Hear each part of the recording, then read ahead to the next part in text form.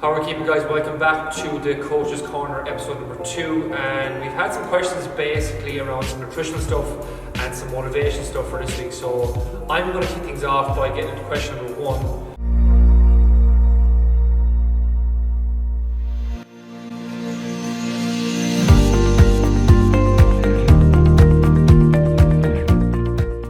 So question number 1, can I eat, and if you insert a certain food here, so like say for example bread, whilst losing body fat or whilst toning up, whatever it is, you can pop in any food there you want.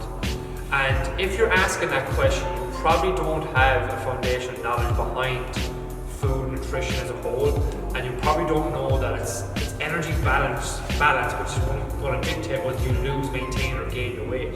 So then when you know that, then let's just pretend if you eat this big bulk of food during your day, 80% of that food is good, real, whole, healthy food, and you have 20%, might be a bit of chocolate, a bit of ice cream, whatever it is. As long as that's within your daily food intake, that's going to require you to drop weight week by week, it's fine. So then food becomes a choice. Unless you don't have any medical issues around that particular food, you shouldn't be asking yourself, is it okay if I eat this? Is it okay if I eat this? You need to create a bit of context around things, and the answer always really comes back to it depends.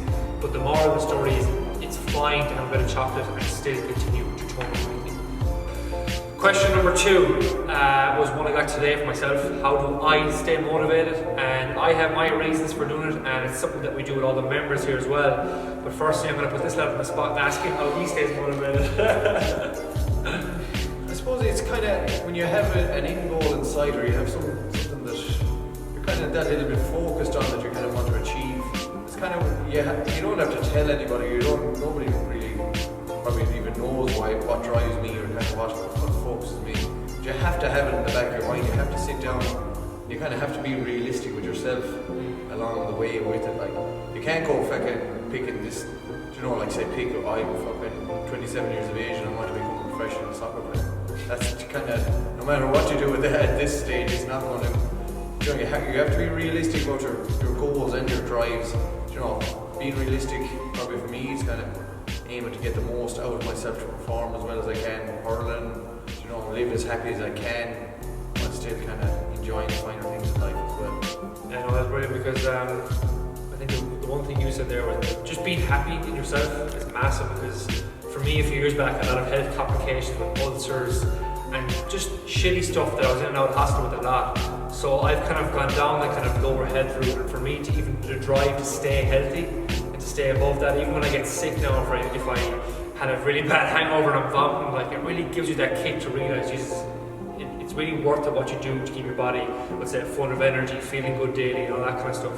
But then as well, you have the confidence that comes along with that, and knowing that you're progressing for yourself, because personal growth really is what drives a lot of people, and people don't realise that until they start doing it. So like a big why for me is a lot of the basic stuff that people want really is just feeling better with yourself daily, feeling a bit more confident and walking around, feeling a bit better with yourself I suppose overall. But then again, like Robbie said, performance for me is a big factor as well with hurling, and we try and get people in the gym here to put that, if they don't play sport, to put into other things. Like it could be something simple like 5Ks, 10Ks, it could be marathons, it could be something totally different for the people that don't like running. So again, what I'm getting at for me is just having a really, really strong why behind it, because then the days come in where you couldn't be arsed, that's when you're really kicking into gear and just follow through in tough sessions if you like. Even with that, I suppose a little bit of it as well is down the line, if you have this little kind of goal, whatever it is, 5K, 10K, the 10K, you probably have to have a little self-assessment as well, like kind of see where you are actually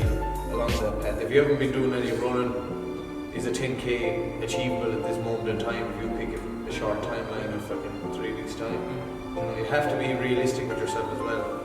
And that's the beauty of having a long-term goal though too. You can have the 10K goal and break it up into 2K, 4K, 5K and slowly get to there as well. So yeah, like the goal side of it is brilliant, but if you don't have a why behind the goals, again, you'll kind of get lost along the way. So that's how I stay motivated. This guy's have to reveal these secrets here as well. And Rob, what's our last question there? This question is, I want to tone up but not lose any weight along the way.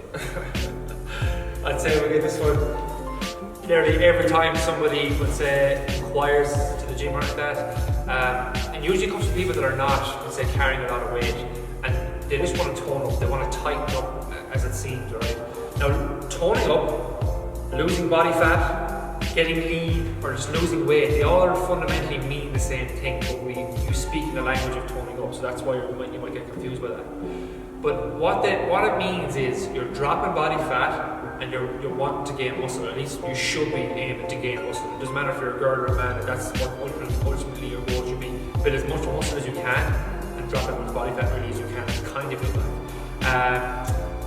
But again, what you're doing is you're dropping body fat. That's what toning up is. So you're going to lose a small bit of weight along the way. If you're told like by someone else that your weight's not going to change because you're building muscle at the same time, it's very, very, very highly unlikely that's going to happen.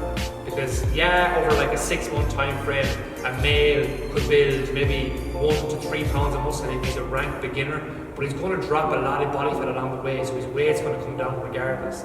And the ladies, you'd be like half those targets, but again, your weight's going to come down. And that's an objective measure that you can measure week by week to see where you're at. So again, if you don't have a lot of body weight to lose, your weight will come down a slight bit, but get it out of your head that toning up and losing weight are two different things, because they're realistically do the same thing, and your weight will come down. So again, that's all I have to add for that one. No, I think you have it all fairly kind of summed up there. It's plain and simple. Like it could be only the slightest bit of weight that you kind of, if you are relatively lean or toned as it is, 1 to 2 pounds, 3 pounds, you probably won't even notice. Like the leaner you are, the lower the target's going to be weekly. Like you could be a small lady, for example, that you very little body fat, but you just want to get leaner. That means tone up, that means drop body fat. But that for you could be losing 0.3 to half pound a week. And you know yourself, if you have a stressful day at work, your sleep is off, you drink more water one day, that could be masked for 2 or 3 weeks, because you could be down 3 pounds over 6 weeks and not even see it on the scales, because maybe you do shift work, time of the month, stressed, water intake, all this kind of stuff could mask that. And that's why people think that, well, I haven't lost any weight but I've toned up, but eventually it will show, let's say, when things have kind of evened out on the scales, and it'll show things like body measurements and pictures as well. But look, the leaner you are, the lower the kind of body fat loss per week target will be on the scales, and the more body fat you carry, you can afford to push it up into 1 to 2 to 3 pounds a week, depending on where you're at. But yeah, that's that for this episode of the Coach's Corner. We're going to come back with the next one, I think, with a bit more advanced training stuff. And look, if you have any questions, we're answering these directly from what we get every week. So pop them on this video, and we shall chat to you soon. Bye.